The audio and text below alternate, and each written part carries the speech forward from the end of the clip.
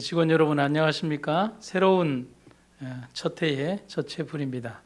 오늘 저는 여러분에게 첫 채플의 제목으로 계획하고 행동하고 성공하라는 제목으로 함께 말씀을 나누겠습니다. 서양의 저명한 신학자인 그레그 S. 레이시 남긴 말입니다. 꿈을 날짜와 함께 적으면 그것은 목표가 되고 목표를 잘게 나누면 그것은 계획이 되며 그 계획을 실행에 옮기면 꿈은 실현되는 것이다. 새로운 한 해가 시작이 되었습니다. 신년 계획 좀 세우셨습니까? 어떤 목표, 어떤 결실을 위해 나름의 계획을 좀 세우셨습니까?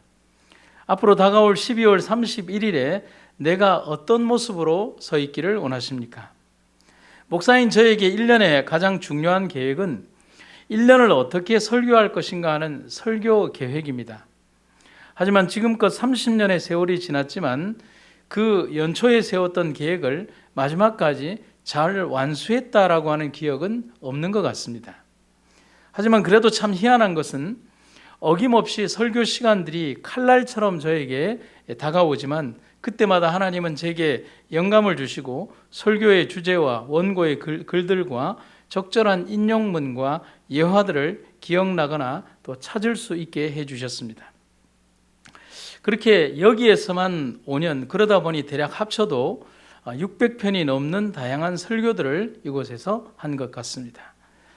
그래서 올해도 나름의 계획을 하게 되었습니다. 그리고 생각하고 느낀 바가 있습니다. 바로 이겁니다.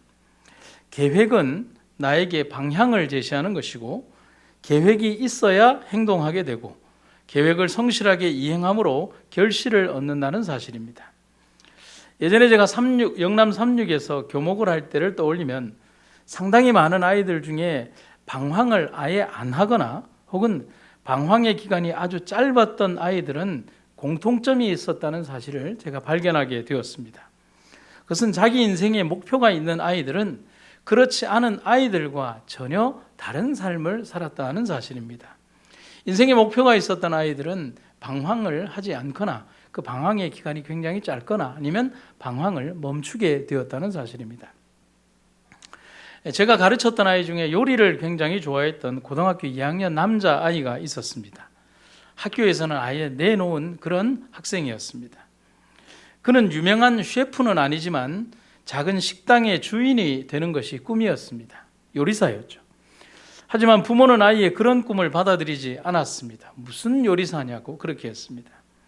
부모 때문에 목표를 잃어버린 아이는 인생에 어떤 다른 계획도 세울 수가 없었습니다. 왜냐하면 자기에게 맞는 취미나 자기가 하고 싶은 일이나 또 자기가 추구하고자 하는 미래의 어떤 일도 요리에 미치지 못하기 때문에 그렇습니다.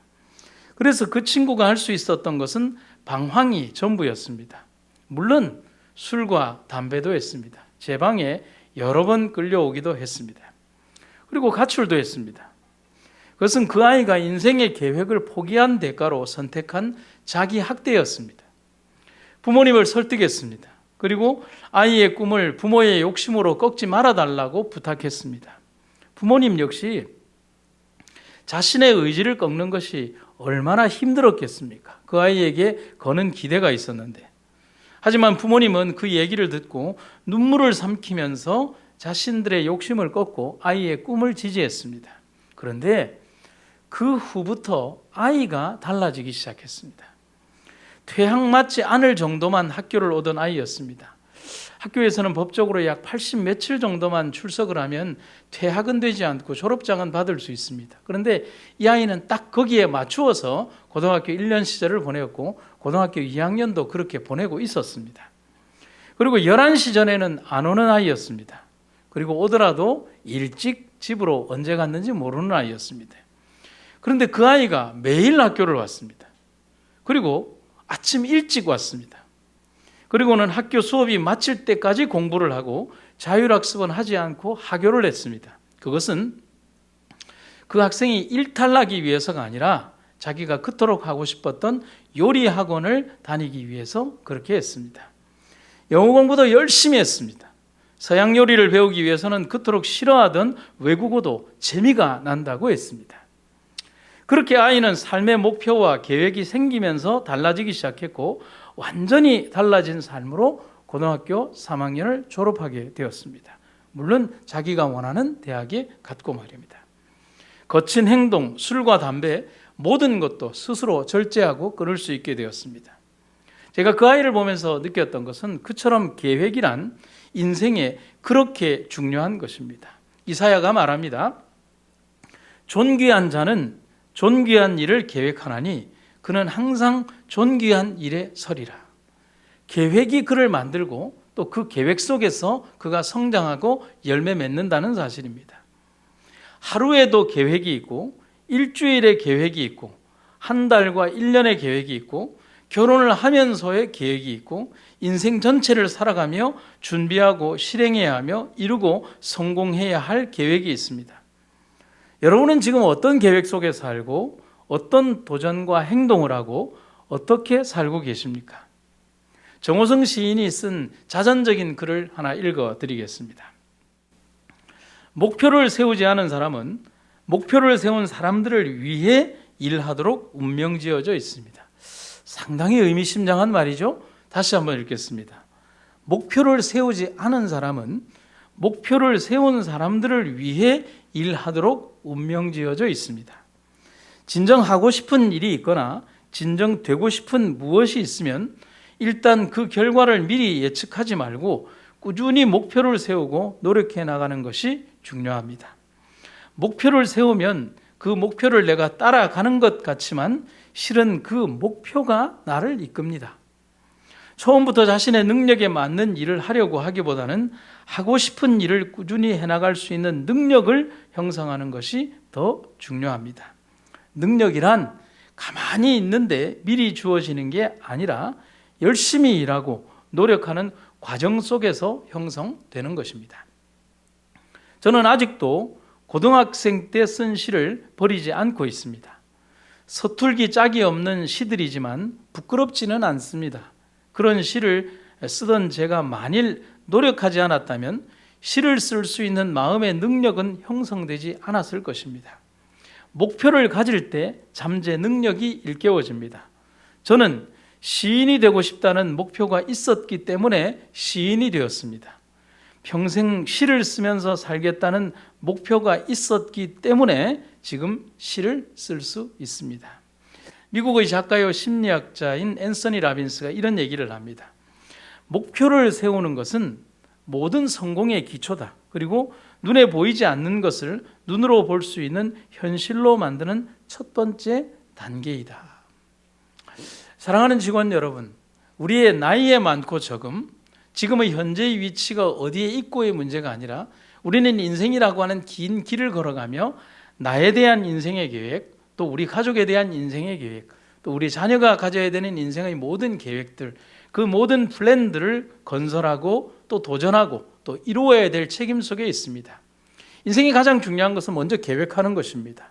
그리고 그 계획을 실천에 옮기는 것이고 그 실천에 옮기는 과정에서 성실함으로 그것을 성공하고 이루는 것이 우리 인생에 정말 필요한 도전이라고 생각을 합니다. 제가 한 학생의 이야기를 좀 들려드리도록 하겠습니다. 1982년 미국 뉴욕의 브롱크스에서 엘리자베스 머레이라는 여자아이가 태어났습니다. 그런데 이 아이의 탄생은 축복받은 탄생이 아니었습니다. 왜냐하면 아기의 부모가 모두 마약 중독자였기 때문이었습니다. 원하는 임신도 아니었고 원하는 출산도 아닌 불행한 탄생이 바로 이 아이의 탄생이었습니다. 이 머레이의 어린 시절을 아주 간단하게 묘사하는 세 가지 단어가 있습니다. 배고픔, 사회복지수당, 그리고 마약. 태어나면서부터 아이는 부모가 사용한 주사기가 어지럽게 널려있는 부엌을 보면서 그 속에서 자랐고, 그리고 집안에는 항상 주사기에서 흘러내린 피가 여기저기 묻어 있었습니다. 마약 중독자였던 아빠는 길거리의 노숙자로 이미 집을 나간 상태였습니다. 집에 있는 머레이의 엄마 역시 그렇다고 다르지 않았습니다. 머레이의 엄마는 마약을 사기 위해서 집안에 있는 모든 것을 다 팔았습니다. 나중에는 집안에 더 이상 팔아치울 물건이 없게 되자 어린 여동생, 머레이의 여동생의 스웨터도 들고 나가서 팔았습니다. 물론 그것도 역시 마약을 사는데 통용이 되었고, 그들은 얼마 있지 않아 집도 쫓겨나게 되고 홈리스, 집이 없는 그런 처지로 길거리를 전전하게 되었습니다. 그렇게 9살 때부터 이 어린 소녀 머레이는 식품점 물건을 나르고 주유소에서 기름을 넣어주고 아주 작은 돈을 벌었습니다. 이 9살 어린아이가 벌어 들어오는 작은 그 돈이 그 집의 유일한 소득이었습니다. 물론 그것도 엄마의 마약값으로 사용이 되었습니다. 그리고 겨우 10살이 된 머레이에게 엄마가 이렇게 말했습니다. 머레이, 내가 에이즈에 걸렸단다. 그리고 5년 뒤 1996년 엄마는 에이즈로 세상을 떠났고, 머레이와 동생은 그렇게 세상에 집도 없이 길거리에 남겨지게 되었습니다. 그때 아이가 이런 결심을 했습니다. 나는 엄마처럼 살진 않겠어. 그것은 그 아이가 인생에 가지는 첫 번째 스스로의 계획이었습니다. 그리고 머레이가 찾아간 곳은 학교였습니다. 성적은 너무나 형편이 없었지만 다행히 공립학교에서 아이를 받아주었습니다. 집이 없기 때문에 지하도 계단에서, 그리고 길거리에서 그렇게 숙제를 하고 가로등 불빛에서 공부를 했습니다. 하지만 머레이는 공부하는 것이 너무 좋았습니다. 남보다는 2배, 아니 4배, 아니 더 큰 노력으로 공부한 끝에 4년 과정을 2년 만에 마치고 1999년에 졸업장을 받았습니다. 그녀가 이렇게 회고담을 남깁니다. 어느 날 거리에서 잡지를 주워 읽는데 배우 짐 캐리의 기사였어요. 짐 캐리도 홈리스였다고 하더군요. 길가 텐트에서 온 가족이 함께 생활했대요. 그가 말했어요. 손을 내밀어 잡으면 나의 것이 될 수 있다고 말이에요.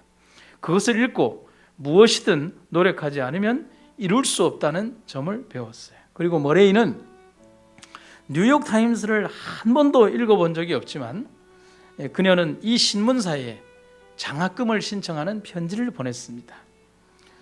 이 뉴욕타임스는 역경을 딛고 공부하는 뉴욕의 학생들에게 대학 4년간 매년 12,000달러씩 지원하는 장학금이 있었습니다. 이 장학금이 이 머레이에게 가장 희망이자 빛이었습니다.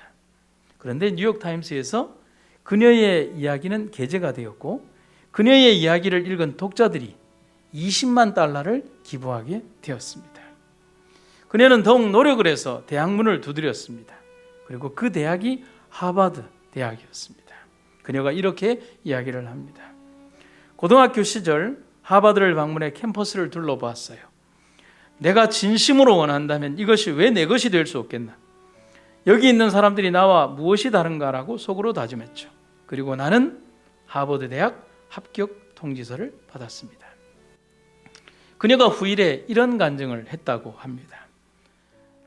내게 있었던 어제의 고난은 오늘의 나를 있게 한 자양분이 되었습니다. 그녀에게 만약에 인생의 목표가 없었다면 그녀의 삶은 어떻게 되었을까요? 삶에서 희망이라는 거는 찾아볼 수 없었던 어린 머레이에게 그가 가졌던 목표는 희망이자 미래였고 유일한 목표였으며 삶의 존재 이유였습니다. 그것은 우리도 마찬가지입니다. 현재 주어진 삶이 아무리 눈물나게 하더라도 하나님이 주신 꿈과 사랑을 가슴에 담고 삶을 살아가야 합니다. 인생은 결코 재밌고 좋은 일만 있는 것이 아니기 때문입니다. 오늘 하나님이 우리에게 이런 약속의 말씀을 하십니다. 네 마음의 소원대로 허락하시고 내 모든 계획을 이루어 주시기를 원하노라. 사랑하는 직원 여러분, 계획하십시오. 그리고 그 일을 위해 열심히 일하십시오. 힘들어도 하십시오. 그리고 정말 하나님의 도우심을 바라십시오.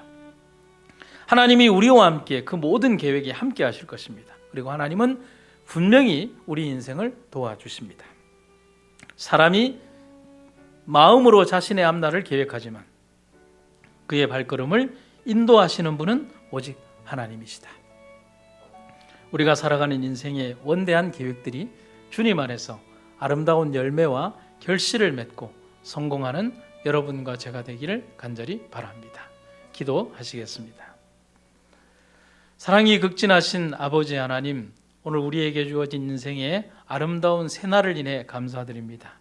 계획하고 행동하고 성공할 수 있는 멋진 삶이 되게 하시고, 때로는 그 과정 속에서 어려움과 난관이 있다 할지라도 그것을 극복해 가는 것이 인생의 묘미며 또 삶이라고 하는 것을 깨닫게 하여 주시옵소서.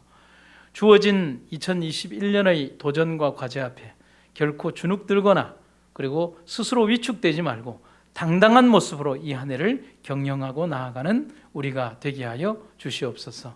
주님 안에서 화이팅하는 한 해가 되게 하여 주시옵소서.